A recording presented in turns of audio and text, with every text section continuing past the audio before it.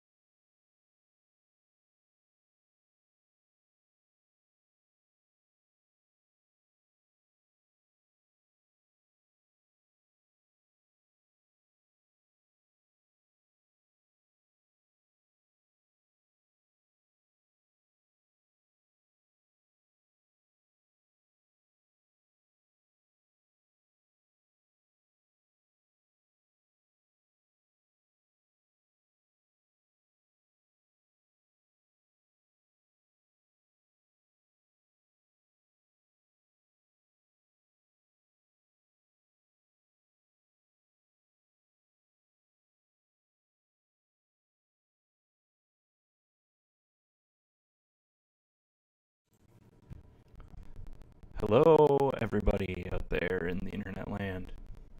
I am Matthew, aka Dark Sheep, and I am here with Greg, our resident GPB expert. We are the DFS Academy. Greg, say something. Let me know, everyone. I'm trying to run this in the audio. Let me make sure all the audio's right. Give me some thumbs ups in chat. Still pretty crazy week here. We still have, an hour, I guess, when do inactives come out officially? In a little bit, right? Yeah, so audio is a little choppy. I'm probably not close enough to the microphone. Is this better? This is fun. This is fun. All right. So Greg, I have no idea. I did not plan this at all. So you're good at just talking. So I'm gonna let you start us off.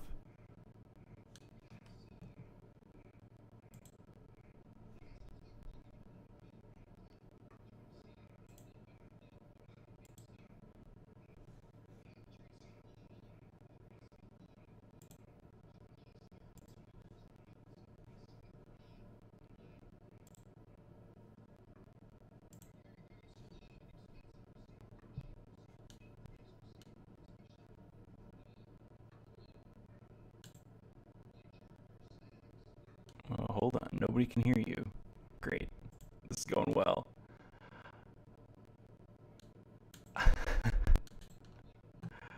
No, the audio's up.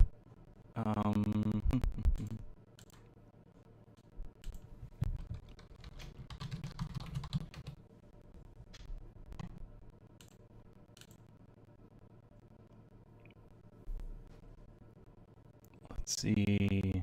I'm showing volume on your end.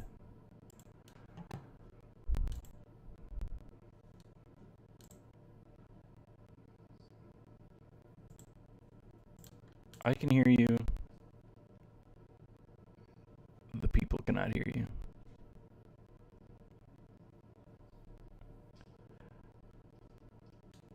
It's probably my settings.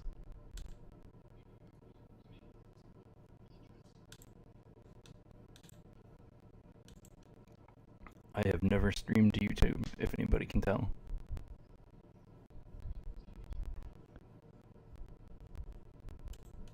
Can anyone hear Greg?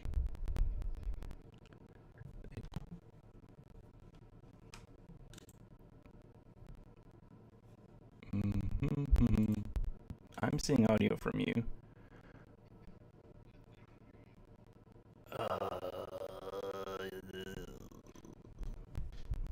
Alright, I'm glad we are testing this out.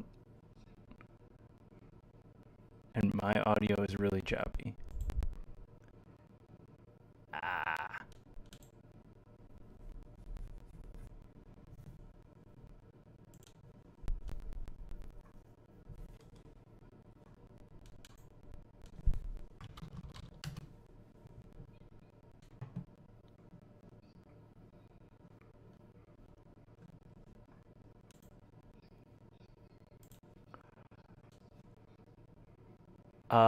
I'm pretty sure it's me in this streaming setup that I have.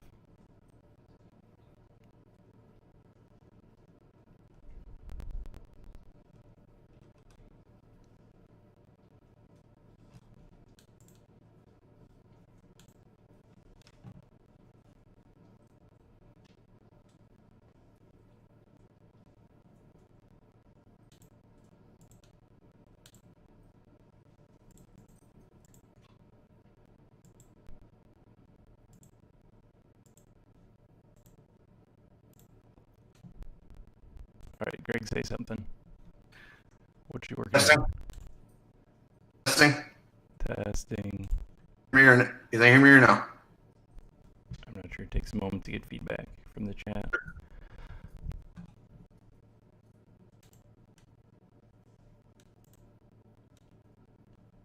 right, we might have to pull the plug.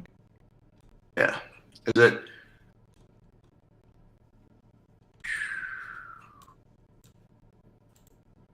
No, they can hear you now. Okay, good. All right.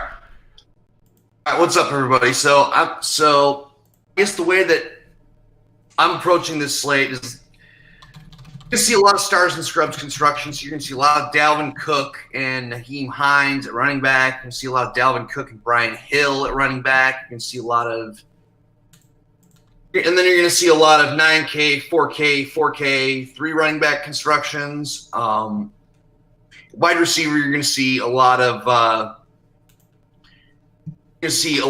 like spend up mid-tier punt and spend up punt, and then at tight end you're going to see the lineups that at wide receiver go spend up punt. You're going to see you're going to see a less expensive tight end like Kyle Rudolph probably. And in the lineups where you see 2 cheaper receivers, you're going to see a pay-up tight end like Darren Waller or Travis Kelce. That's kind of what the chalk construction looks like here. You might see more expensive receiver, really cheap receiver that apparently people want to jam in the Saints defense. So apparently that's a thing. Well, let's stop there for a second. So it seems like they want to pay up because they're facing a team without a quarterback, right? Yeah, they are. I mean, that really runs both ways, though. I'll point out a couple of things. I mean, yes, Denver has a 10 total, but they also have a quarterback that doesn't know the playbook. He doesn't know. So you're probably going to be looking at a very, very vanilla scheme. And you're going to be looking at some very simple stuff. And it seems pretty unlikely that particularly high ceiling on the Saints defense. There's a high floor. I mean, don't get me wrong. There's a real high floor. But if I'm playing a large field GPP, why am I paying for floor at defense? Right. And like, we've talked about it on the show before that it's not necessarily the lack of scoring against the defense that scores points in DFS. Yeah, and it's the other thing I've heard bandied about is that, the quarterback doesn't know what he's doing, so he's going to get sacked a bunch of times. This is a wide receiver playing quarterback. Okay? So it's pretty fair to assume that this guy is fast. Like that's a pretty reasonable assumption. So at least fast as far as quarterbacks go. Probably going to be able to avoid a pass rush. And again, this is all predictive stuff, and I hate doing this stuff. But in the end, what it comes back to is the Saints defense, you can pay for the floor if you want to, but if it's costing me $1,500 to play the Saints defense instead of the Vikings defense, I would much rather do something like, I don't know, play Sterling Shepard instead of Keelan Cole and then play a cheaper defense. Or play Tyreek Hill instead of Justin Jefferson and play a cheaper defense. Something like that. Those are the kind of comparisons that I make in my mind. I mean, if you land there and you like the line, you like the lineup, I mean, c'est la vie, more power to you. But I personally am not going there. I'm deliberately excluding the Saints defense. I don't want to. What about in cash? No part of it. What about in cash? Are you going to spend your precious dollars on a defense? No, I'm not. I don't intend to do that. It's possible I could get there. I mean, I could see playing the Giants defense in cash, to be quite honest. But I don't think I'm going to do that. In cash games, I think your big decision is going to be, do you want to pay up for defense and play Darren Waller, or do you want to play a cheaper defense and play Travis Kelce? And my answer is I want to play Travis Kelce because, I mean, there's about 12 Raiders that are catching passes these days, and it seems like, as I said in my article, it seems like another one pops up every week like a toadstool organically and starts catching passes. So I'm not real keen on Darren Waller necessarily in cash. I mean, I think he's a really good play, don't get me wrong, but the point that I want to make is his floor is not – I don't think his floor is as high as people think it is. Yeah, so if you're not familiar with our website, we have here Greg's article that he was mentioning. He writes a GPP game theory article. I'll just pull it up here for a second. Ew.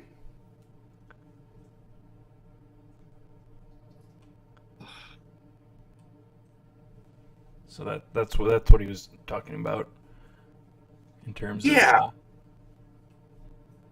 let's see.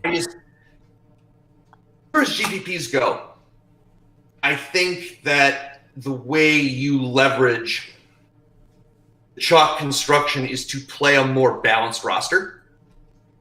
What I mean by that is, like, instead of one way you can do it is, like, instead of playing Dalvin Cook and Brian Hill, you can play, I don't know, you can do something like play Josh Jacobs and James Robinson. Or Mike Davis is another one that I was thinking about. Yeah. I'll get to Mike Davis. Okay. Because that's kind of that's a little bit of its own conversation. I think that's viable. I think the Derrick Henry, Kareem Hunt pairing at the same salary is viable. I really prefer to get different at wide receiver. And before we go there, I'm going to talk about Mike Davis. So Minnesota looks like they're going to be extremely, extremely thin today at running back. They not running back, I'm sorry, on offense in general. They're going to be without Adam Thielen, very likely. He hasn't been officially made inactive, but all indications are that's what's going to happen. They are going to be without Irv Smith. They're going to be looking at, on offense, you're going to be looking at Cook, Justin Jefferson, probably BC Johnson on the outside, Chad Beebe in the slot, and Kyle Rudolph. They'll play quite a bit of two tight end too, so you'll see some Tyler Conklin in there too. Nobody cares. But the point is, it's getting really thin, and with how these guys are priced, it's to the point for me where it's hard to envision none of these guys getting there unless you get a monster game from Mike Davis. Like, unless you get like a 23 carry, 140 yard and a touchdown and 3 to 4 catches, unless you get a ceiling game from Mike Davis, it's difficult for me to see Dalvin Cook completely just bombing out. So my approach is, if I'm not playing in most lineups, not all, but in most lineups, if I am not playing Dalvin Cook, I'm playing Mike Davis.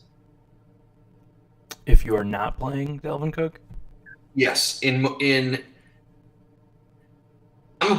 65% Dalvin Cook right now, and I'm actually 25% Mike Davis.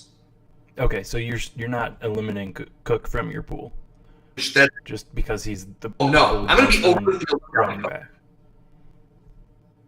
I'm going to be over the field on Dalvin Cook. Without a doubt. Probably by a lot. And I'm not a guy who usually eats the chalk running backs, but I think this is just something that's a little bit different. Yeah, and if, I'm going to pull up our another feature on our website here. The all the writers put together a little picks, and you'll notice that with the exception of Mr. Hess himself, and I guess Noah, who writes our game-by-game breakdown, you and I and Mitch, who are usually very contrarian players, all have Dalvin Cook as our favorite pay-up. Yeah, he has access to a ceiling that no other running back on the slate has access to. That's just what it comes down to. Derrick Henry can get into the neighborhood, but he doesn't have access to 50 points. Dalvin Cook has access to 50 points. So different elsewhere on my roster. So it's hard to justify both fading Dalvin Cook and being totally different at wide receiver. So, wide receiver. Go ahead. Yeah, I was just gonna say, looking at here, we have another very common factor on this sheet. Actually, everyone has their favorite game to target is Kansas City, Tampa Bay. So I think that leads us into that conversation about wide receiver pretty well because there's quite a few of them in that game. Yeah, and wide receivers and stacks are really kind of the little bit of the same conversation. So I think what I would say is that is obviously my number one game to target. The Chiefs.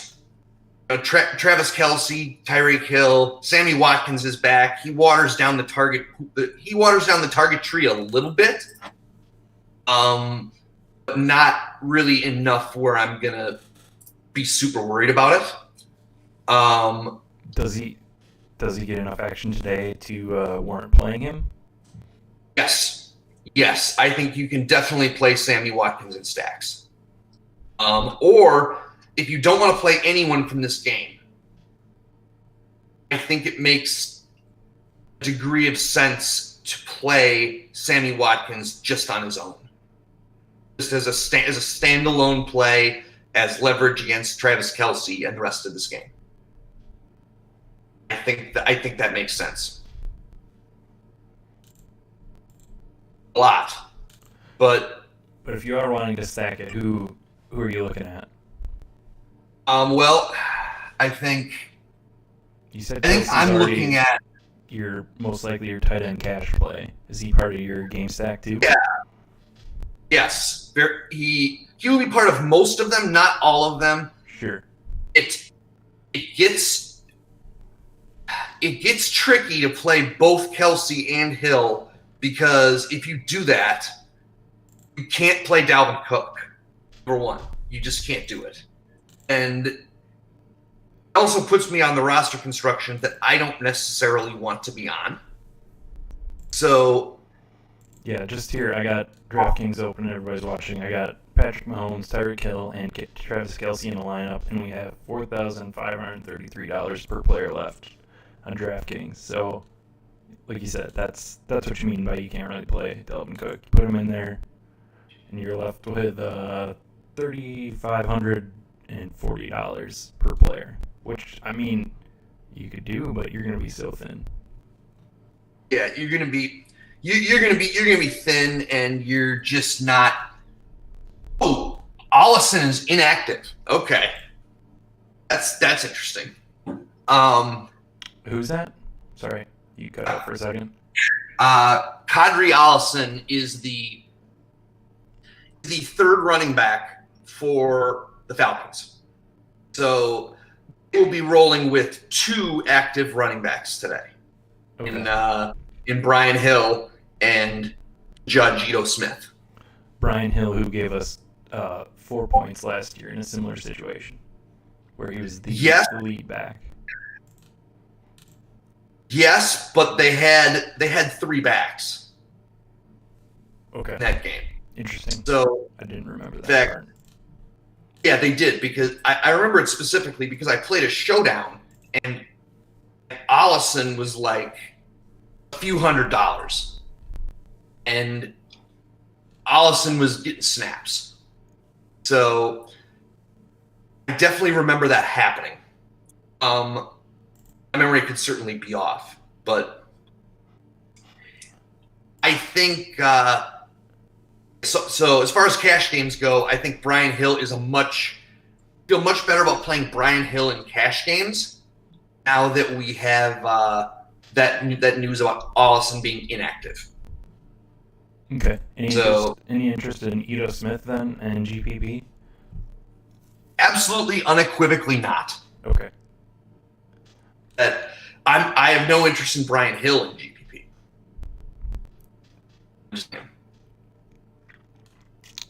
So, all right. So let's jump back over here because I don't think we quite finished with this game that seems to be pretty popular. I think playing Watkins is viable as your second piece. I think a single stack is probably like a skinny stack with one of Hill or Kelsey. Well, it's going to be more popular.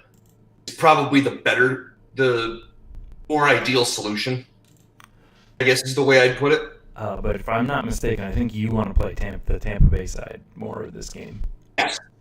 Yes, I definitely want to play the Tampa Bay side in this game. Tampa Bay also have a high total, but they project to be trailing. And the perception out there is that ball is really spread, so you're kind of left guessing as to who's going to get it. And if I'm playing multiple entries in GPP, I'm fine with that. Like, I like that actually, because in this game environment, I like that because there are so many different combinations that if I actually manage to get it right, I'm going to be competing with less people.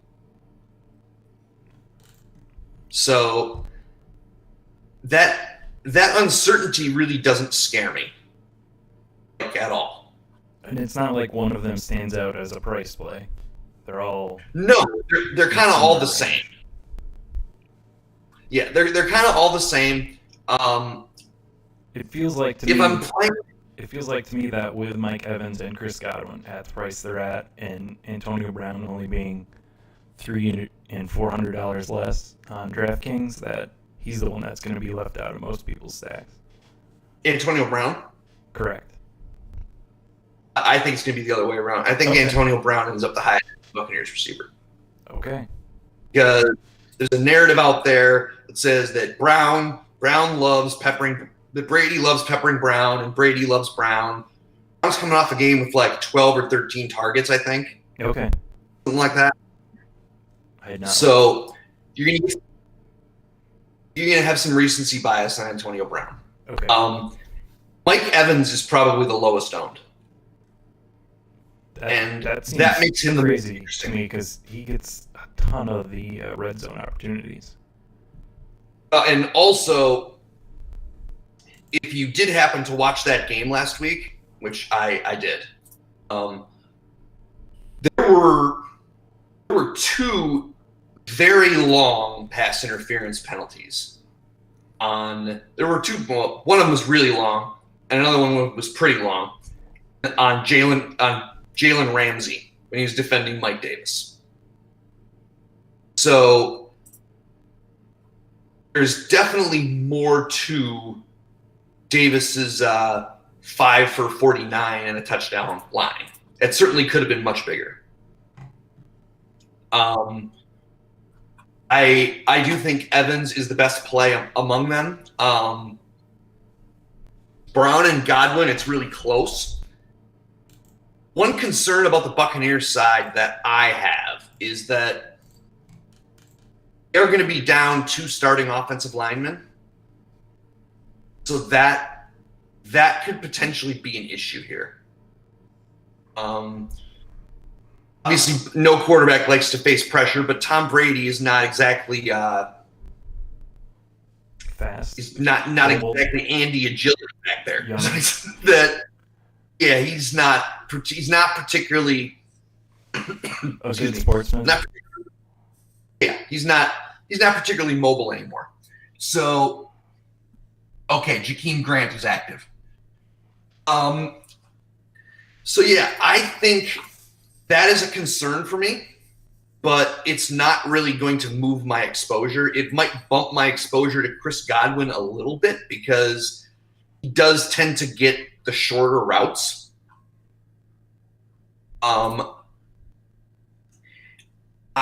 This is my favorite stack though. All right, I got a little placeholder stack here. I got Brady, I got Evans, I got Brown, and I got Kelsey on the run back. I slotted in Dalvin Cook. That gives us like 3,775 per player. So basically, most people at this point, I think you probably agree with me that they're going to go to one of these chalky running backs, cheap ones that would make this stack fit. Would you agree with that? Yeah, I do. And I think that Jordan Wilkins looks like he's just going to be wildly underowned. Yeah, so wildly underowned. Most people are going to go Brian Hill or Naheem Hines at this point. I mean, it legitimately looks like Hines is going to be. He might be 6 times as owned as Jordan Wilkins on this slate. Probably at least 4 times. He's going to be at least 4 times as owned. Most likely. So, I have no problem with playing Dalvin Cook and Jordan Wilkins as my 2 running backs. I have no issue with that. Yeah, and just to talk about this, if you not say you need to watch games, but Indianapolis, Naheem Hines has had successful games, but he doesn't just automatically get the touches because he's had successful games. They truly rotate everybody.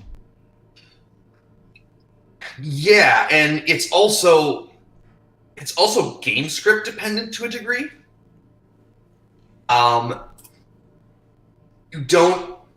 You tend not to see as much Hines in games where Colts are ahead. You tend to see more Wilkins in those games. So I think is definitely something to consider. So is Wilkins someone you want to run a secondary correlation with? Do you want to bring you can. It back with like a Tennessee pass catcher? Corey Davis. I love Corey Davis on this slate. I think he's great. At 4,900. I think. So at this point with a lineup, we got 2 spots open. We'll we basically have a real low amount left, but let's see, we have 3,100 left per player. We have a flex spot. We have defense. In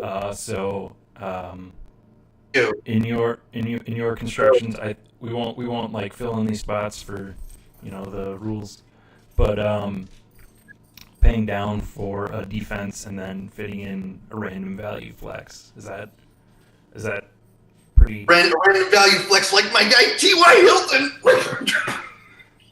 Well, you gotta lose more money on T.Y. Hilton this week. I don't know if I want to play Wilkins and Hilton in the same small. I don't really either. I don't think you have to play Davis.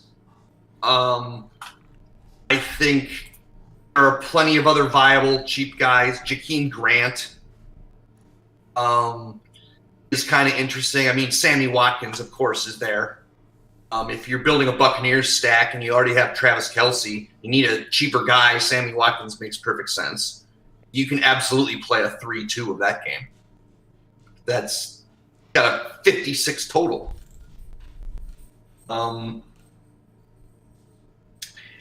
As far as the cheap guys, I'm not playing Denzel Mims. I'm not playing a lot of the Jaguars guys. I'm not playing any Gabriel Davis at all.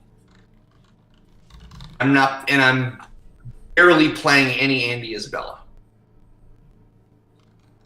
So that eliminates all of those cheap guys that are getting ownership, right? Yeah. If I'm thinking. Yeah, I'm basically eliminating guys. There are plenty of other interesting stacks.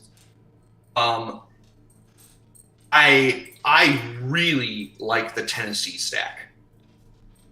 I think it's really sharp.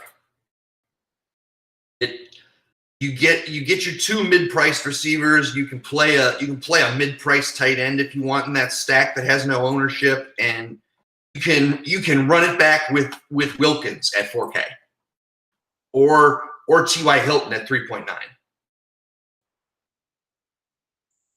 So the stack cost on that is 21.4, and I think it's just flat underpriced for considering the injuries that the Colts have on their defensive front at the moment. All right, let's see here, because most people will be going to Pittman, right? You'd say, as far as pass catchers on Indianapolis go. Let me take a look. See what Pittman's ownership looks like, because frankly at 5K I never considered him even for a second. Like, he's not even 6%. So he doesn't have ownership, but he's not somebody I really want to spend my money on, because I don't think he has any better odds of succeeding than T.Y. Hilton. The only reason he's higher owned than T.Y. Hilton is people say, well, because T.Y. Hilton stinks. So basically he's higher owned than T.Y. Hilton because recency bias. So I'm not. Excuse me. Sorry about that. I'm building a lineup here now. We got Tannehill. We got Brown and Jonnu Smith. Is that your preferred tight end there? I like the Brown. I like the Corey Davis and AJ Brown better, actually. But I think any combination of Davis, Brown, and Jonnu Smith is viable. The difference between the three is extremely marginal for me. I'll put it that way. Yeah, and here running it back with T.Y. Hilton, like we talked about, you slide in Dalvin Cook, like we want to play this week, and we have 1,100 more than that other stack that we made. We have 4,800 per player left. Yes, so it's much less expensive, and in this stack, if you want to, you can play something like Antonio Brown and Travis Kelce. Or you can play Mike Evans and Travis Kelce, or Rob Gronkowski and Tyreek Hill, or something like that. There's a number of options with this stack that I like. You can do the Calvin Ridley Darren Waller thing, or the Calvin Ridley Josh Jacobs thing. I'm not a huge Josh Jacobs fan on this slate, to be perfectly honest, but I think it's probably fine.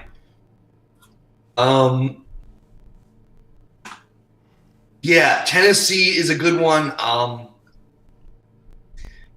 The other stack I'll mention that is climbing my board late here is the New England Patriots. As weird as that sounds. That sounds very weird. I don't know that anyone wants to stack the New England Patriots. As far as their pass game goes. I don't think anybody does either. Didn't we just have Jacoby Myers chalk day? Yeah, we did, and I want to go back. Right. It seems silly to just ignore it, right? Or yeah, it does. And the biggest thing for me is that there's been significant action on the total in this game. Going up, I assume you mean. Yes. So the total is there's action on the Patriots, and there is action on the over. So I definitely think that a Patriots stack with Myers, Newton, and James White is kind of an interesting way to go. Yeah, let's pause for a second here on that. With Burkhead going on the IR, we kind of have another shuffle here in the Patriots running back. Sonny Michel is also active today. Okay, but we're not playing the stack for a Sonny Michel game. We're playing it for New England playing from behind, right? Yeah, absolutely. But I did think, for the sake of transparency, it was worth mentioning Sonny Michel. Yeah. So we still have 3 backs: Damian Harris, Sonny Michel, and James White. Still 3 backs. I mean, it seems like an unlikely outcome that Sonny Michel comes out and starts catching passes. That seems unlikely. I mean, nothing's impossible with Belichick, to be clear. But that seems unlikely to me. All right, so I'm moving this over now to the Arizona side. The run back, the obvious place to go is DeAndre Hopkins, right? Yeah, and I think you can stack the other side of this game too. I think you can stack the Arizona side. I think you can play the Arizona side as a skinny stack with Murray and Hopkins. And then I think you can come back the other way with 2 Patriots. And then you're doing something that's really different. And it's unusual to be able to do this, but there's definitely a chance that a huge percentage of the pass game is tied up in Myers and White. I mean, there's also a significant chance that it's not. But you can't have a significant chance on both sides. Yeah, but if that's the case, you definitely want to be on the Arizona side. Because if Cam Newton is doing well, then Kyler Murray is doing well. And Kyler Murray looks like he's going to be low owned on this slate, believe it or not. So I think this is a solid spot to play Kyler Murray. So I've got the player card here for Damiere Byrd opened up. So oh boy, let's talk about this. So I don't think you can just ignore him based on his recent action. But again, we don't want to just watch the game logs. You can play Damiere Byrd, fine. What I know is that we've seen Jacoby Myers post monster target shares. Those are data points that we have. So I think that I would rather play Jacoby Myers and James White, because I think running back is significantly weaker than other positions on this slate. All right, get outside of I got that sort of stack built.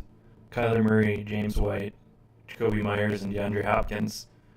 We throw Delvin Cook in there, and we're at 3,600 per player. So again, you're going to be probably punting at defense and maybe taking a value tight end. But you can throw in Isabelli. All right. He's 3K. I mean, he's basically he's there if you need him. The way that I'll put it. Where is the ownership landing on him? Because for those who aren't aware, Fitzgerald is out for this game, and Isabella should be taking over the role, right? Yeah. Fitzgerald's out. Trent Sherfield is also out. So they're going to be down 2 receivers. Sherfield didn't play a lot, but when somebody was out, he did play. So it's another body. I think you can play Isabella. The industry is very divided on where ownership is going to come in on him. I don't feel like I'm enough of an authority to criticize anybody for their stance here. But there's definitely a wide range of outcomes as far as where he could end up. I mean, he could end up 5% owned, or he could end up 15. Like, I don't buy the 20 or 25 point ownership projections I've seen on him. Like, I think that's malarkey. That seems really kind of that seems shaky to me. All right, I threw in your favorite cheap defense in the Vikings here, and Andy Isabella. We got tight end and flex open for $45.50 per player left, which gives you a lot of room. You're not going to be able to pay up very high for tight end, but you can work with a lot of different options in that range. Yeah, you can. I mean, if you're not playing if you're not playing Dalvin Cook, it makes a lot of sense to play Rudolph, just because it's really not scientific. Pretty much the answer is because touchdown equity. So that's so. If anybody's out there watching and has a question, throw it up in the chat or so. We're kind of hitting, coming up close to an hour here before kickoff. Anything else we haven't touched on that's really high on your list today, Greg? You talk about Mike Davis. You mentioned Mike Davis. Okay, yeah. So if you're not playing Dalvin Cook, makes sense to play Mike Davis, no other Minnesota guys. Because if you're playing Mike Davis and Mike Davis is in the winning lineup, it's because Mike Davis probably has a ton of carries. And if Mike Davis has a ton of carries, the Panthers are controlling the clock. And if the Panthers are controlling the clock, the odds of Dalvin Cook getting there diminish significantly. So Mike Davis is kind of is a one-stop shop for anti-Minnesota leverage if you don't want to play any of those guys, because I think that's one that is, besides Kirk Cousins throwing 4 interceptions, I think that's the way that Minnesota doesn't get there. Yeah, and with their ownership on like every piece of it, this is how you get leverage on all of it at once. Yeah. And you can, instead of playing Dalvin Cook and a 4K running back, you can do something like play Mike Davis and James Robinson. And which I think is a pretty strong value. Robinson obviously is his team is a 10 zillion point underdog. But I don't think it's being talked about enough that they also don't really have a quarterback. Sure they do. They have Napoleon Dynamite. Glennon. He's so bad. I mean, he's atrocious. It's hard for me to even swallow multiple Jaguars in cash. That's how bad Mike Glennon is. Yeah, there's a lot of value on this team if you are looking at point per dollar projections. Yes, there is. And they are probably going to only have 4 active wide receivers. And let's see, what's his name? Ogunbowale, their second string running back, he is inactive. So they're going to have 4 wide receivers. They will have 4 tight ends active, more than likely. So it's not as if they're going to be short of possibilities per se, but there's definitely opportunity for these receivers to get there. I mean, I think Chenault is definitely my favorite, just because he's gonna touch the ball in a bunch of different ways. They're gonna get him on end arounds and screen passes, and you might see some wildcat stuff with him. Like, I think Chenault is, if you want to play a 3K receiver, and again, I'm trying not to play those guys, but if you want to play a sub 3.7 receiver, I think Chenault is probably your best bet. All right, quick news obviously, Julio Jones is officially out, and Hurst is in for Falcons, and Gio Bernard is in. So we do have a question here. Let's jump over to There's a question about the running backs from the Broncos. So let's go down this thought path. The idea being that they have a practice squad wide receiver as their quarterback. Who's the backup? Royce? Is Royce Freeman? Royce Freeman is the backup. So we're likely going to see, like you had said, a smaller playbook when we were talking about New Orleans defense. But is there any merit to thinking that one of these running backs on the team, just based on volume alone, is going to get there? Specifically, Melvin Gordon is the question. But I'm going to open it up to Lindsey or Freeman if this other quarterback comes in and he can't do anything. I mean, you could play Melvin Gordon. I wouldn't do it, but I don't think it's the worst thing. I mean, I would certainly rather play Gallman than Melvin Gordon, because it looked like Gallman was going to be chalk in the week. But now he's down at 9%, and I think that's a pretty solid number for him. Yeah, I got Melvin Gordon up here on the player card. The last 2 games, in terms of volume, he's had 11 rush attempts 2 weeks ago, 15 rush attempts in week 11, and he has 2 targets over those 2 games.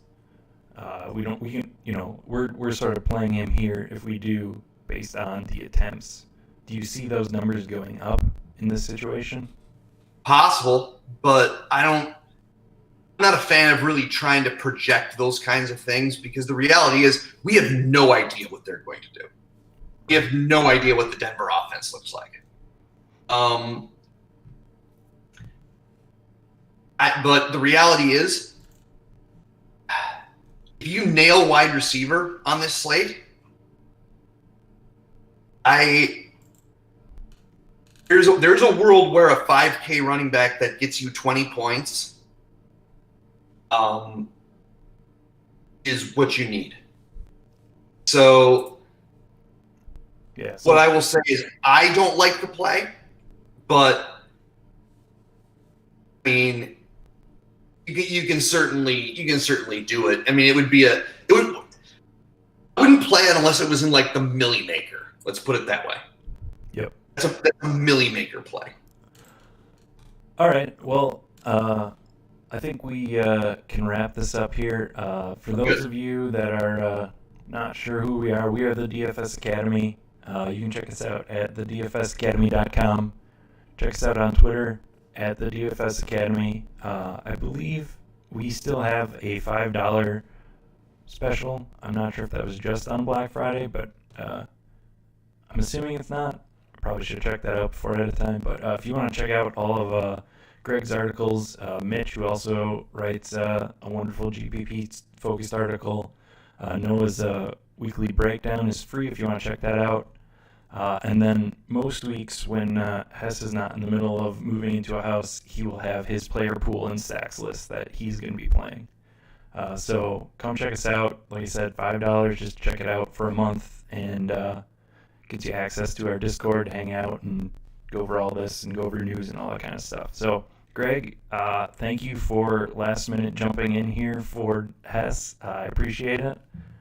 No problem. Happy to be here. Yes, it was very good. And thank you for those of you that stuck it out through our technical difficulties there at the beginning. Good luck today, everybody.